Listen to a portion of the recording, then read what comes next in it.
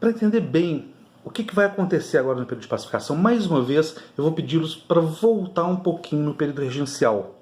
Em 1837, os conservadores, na época chamados de regressistas, eles chegaram ao poder com a renúncia do Diogo Feijó. O Diogo Feijó era progressista, portanto ele era um liberal. Tá? Mas ele renuncia em 37 e quem chega ao poder é o Araújo Lima. Araújo Lima é o líder dos regressistas, portanto é o líder dos conservadores.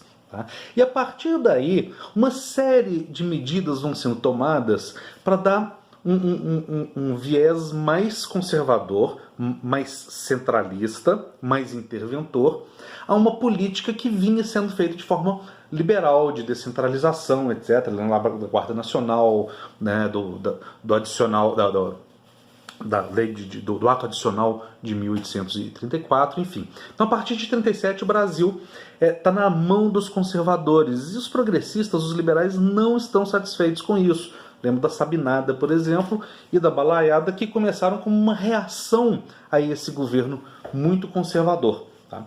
Os liberais, lá no Rio de Janeiro, eles tentam encontrar formas de voltar ao poder. Tá? E qual é a forma que eles encontram de voltar ao poder? Inclusive com o apoio dos próprios conservadores. Lembra que eu falei no primeiro vídeo de hoje que as elites, e aí são tanto liberais quanto conservadores, estão preocupadas com a quantidade de movimentos sociais, de guerras de separatismo, etc., que podem prejudicar os interesses econômicos da nascente cafeicultura. Tá? Então, ambos os grupos, tanto liberais quanto conservadores, entendem que é necessário tomar alguma medida para conter essas revoltas. Bom, e o que melhor senão um símbolo de ordem que é o imperador? Né? Afinal de contas, todo mundo gosta do imperador, todo mundo ama o imperador.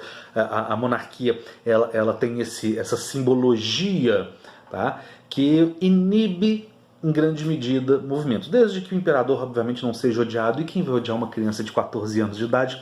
Os liberais apresentam no parlamento, apresentam no Congresso uma lei, né, na verdade uma emenda constitucional, que reduzia a maioridade civil no Brasil, que era de 21 anos, reduzia para 14, porque o Dom Pedro II tinha, Pedro de Alcântara tinha 14. Tá?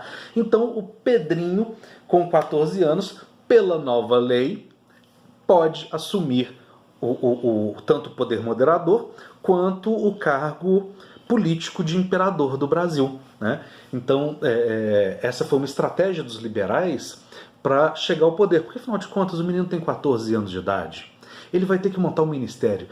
E ele vai procurar pessoas em quem ele pode confiar. Em quem que ele pode confiar? Em quem o colocou lá. Esse foi o raciocínio dos liberais e por um tempo deu certo. Tá? A coroação aconteceu ainda.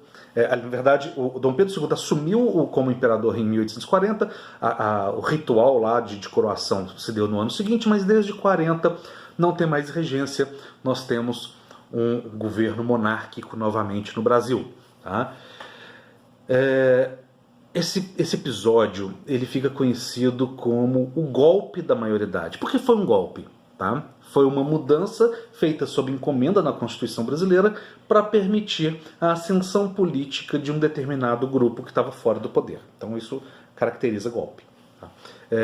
E o Dom Pedro II faz exatamente o que se esperava dele naquele momento. Ele monta um ministério, tá? Que vai ficar conhecido como o Ministério da Ordem ou o Ministério dos Irmãos. Por que Ministério dos Irmãos? O ministério era constituído por 5 políticos. Tá? Um político conservador, que era o Aureliano Coutinho, tá? E os outros 4 eram 2, os irmãos Andrada, não José Bonifácio, os outros 2, e os irmãos Cavalcante de Albuquerque, que eles vêm de uma família que lá atrás, 40 anos antes, 39 anos antes, tinham liderado uma revolta chamada Conspiração do Suassuna, lá em Pernambuco. Então agora os Cavalcante de Albuquerque estão no cargo máximo de poder no Brasil imperial. Né? Bom, todos os 4 irmãos, né, os Cavalcante de Albuquerque e os Andrada, são liberais. Então o golpe da maioridade deu muito certo.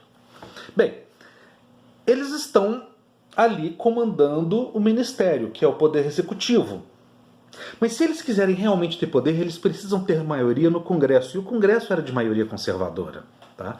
Então, vêm as eleições de 1842, e os liberais fazem tudo o que eles podem, inclusive, eles fazem tudo o que eles não podem, para garantir o maior número de cadeiras, o maior número de assentos no Congresso.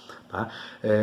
E mais uma vez deu certo, porque vem as eleições e abre-se as urnas e a maior parte dos votos vai para liberais. Os liberais têm maioria no Congresso. Só que aquele um conservador no ministério, o Aureliano Coutinho, ele consegue convencer o Dom Pedro II de que as eleições de 42 para o Congresso tinham sido pautadas por fraudes, por violência.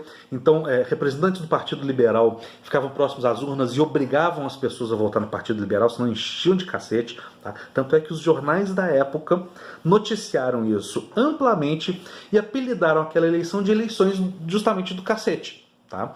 Para se referir a essa violência desenfreada que aconteceu. O Dom Pedro II, diante das evidências, e realmente tinha muitas evidências, o que ele faz? Ele demite os 4 irmãos, né, os Andrada e os Cavalcante de Albuquerque. Ele cancela as eleições, dissolvendo aquele Congresso recém-eleito, convoca novas eleições, que vão ter maioria conservadora, e aí ele forma um ministério 100% conservador. Ok? Então, a estratégia dos liberais deu certo por um curto período, mas logo depois eles estão 100% na oposição. E é claro que os liberais não ficam felizes com isso. Tá? E o resultado é, eles vão pegar em armas e vão se revoltar. A revolta liberal ela vai acontecer em diversos pontos do país, com destaque para duas províncias, né, que eram as antigas capitanias, que agora se chamam províncias. Minas Gerais e São Paulo. Em São Paulo nós temos uma revolta armada liderada pelo ex-regente Diogo Feijó. Só que o Feijó estava velho, com problemas graves de saúde, e a revolta não foi assim muito intensa. Já em Minas Gerais houve um confronto bem mais intenso, inclusive com participação do Duque de Caxias, que ainda não era duque naquele momento, tá? Participação do lado, obviamente, do Império para reprimir os revoltosos.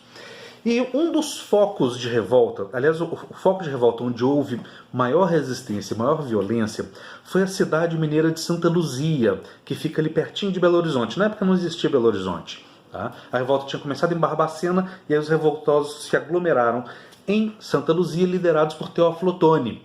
Tá? Eles foram vencidos, né? Assim como tinham sido vencidos em São Paulo, mas por causa dessa aglomeração de liberais na cidade de Santa Luzia, os liberais passaram a ser chamados pelos jornais da época de Luzias. Então, nós vamos passar as próximas décadas, até 1870, nos referindo aos liberais como Luzias. Mais ou menos na mesma época, acontece um episódio lá no Rio de Janeiro, na cidade de Saquarema, que envolve conservadores que haviam prendido um padre acusado de forçar os eleitores de Saquarema a votarem no Partido Liberal. Então esse episódio acabou fazendo com que os conservadores fossem conhecidos pelo nome da cidade de Saquarema.